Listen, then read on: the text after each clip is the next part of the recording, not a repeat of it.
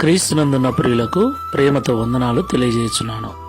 ఈరోజు దేవుడు మనకు చేస్తున్న వాగ్దానం ఏమిటనగా కీర్తనల గ్రంథము 103వ కీర్తన 6వ చరణం. యెహోవా నీతి క్రియలను జరిగించుచు బాధింపబడు వారికందరికీ న్యాయము తీర్చును. ఆమెన్. నా ప్రియమైన సహోదరి సహోదరులారా, మనం ఆరాధించేటువంటి దేవుడు న్యాయాధిపతి, సర్వాధికారి అని మనకు బాగా తెలుసు.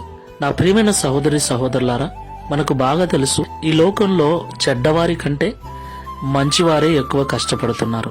చెడ్డవారి కంటే మంచివారే అన్ని విషయాలలో ఇబ్బందులకు గురవుతూ ఉన్నారు.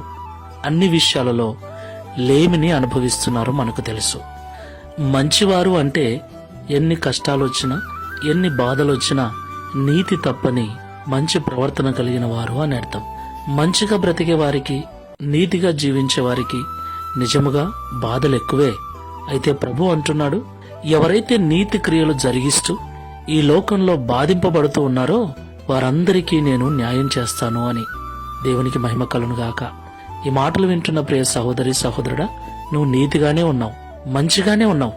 అయినా నీ మీద నిందలు, అవమానాలు, బాధలు నీకెదురవుతున్నాయి కదా. సూటిపోటి మాటలు ఎదుర్కొంటున్నావు కదా. ప్రభు అంటున్నాడు, నేను నీకు న్యాయం చేస్తాను. నిన్ను బాధించు వారి ఎదుట నిన్ను గొప్ప చేస్తానని వాగ్దానం చేస్తున్నాడు.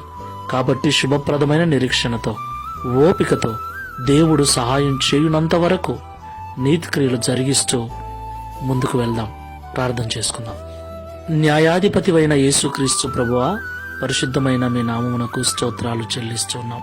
సర్వశక్తుడు, న్యాయము తప్పడు అని పరిశుద్ధ గ్రంథంలో మేము చదువుకుంటూ ఉన్నాం. మీరు మాట ఇస్తే ఆ మాటను ఖచ్చితంగా నెరవేరుస్తారని కూడా మేము నమ్ముచూ ఉన్నాం. అవును తండ్రి, ఈ లోకంలో మేము ఎంత మంచిగా ఉండాలనుకుంటున్నామో, ఎంత నీతిగా బ్రతకాలనుకుంటున్నామో అన్ని బాధలు ఎదురవుతూ ఉన్నాయి, అన్ని నిందలు ఎదురవుతున్నాయి. కొన్నిసార్లు బాధేస్తుంది. అడ్డమైన పనులన్నీ చేస్తూ, నోటికొచ్చిన బూతులు మాట్లాడుతూ, క్రమము లేని అక్రమమైన బ్రతుకుల్లో బ్రతుకుతూ, ఏమాత్రము నీతి లేని జీవితాలు జీవిస్తున్న వారే మంచి హోదాలో ఉండటం చూస్తూ ఉన్నాం.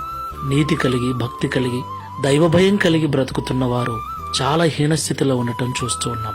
ఏది ఏమైనప్పటికీ నీతి క్రియలు జరిగిస్తూ ఒకవేళ బాధను అనుభవిస్తూ ఉంటే వారికి నేను న్యాయం చేస్తానని ఈ ఉదయకాల సమయంలో మాతో మాట్లాడినందుకు స్తోత్రాలు. ఈ ప్రార్థనలో ఏకీభిస్తున్న ప్రియులను జ్ఞాపకం చేసుకోండి. ఇంటిలోను, సంఘములోను, సమాజంలోను, ఉద్యోగం చేసే చోట, వ్యాపారం చేసే చోట నీతిగా ఉంటూ, యథార్థంగా ఉంటూ, మంచి ప్రవర్తన కలిగి నడుచుకుంటున్నా కూడా బాధలు, నిందలు, అవమానాలు, అపనిందలు కలిగి ఇబ్బందిని అనుభవిస్తూ ఉంటే వారిని జ్ఞాపకం చేసుకోండి.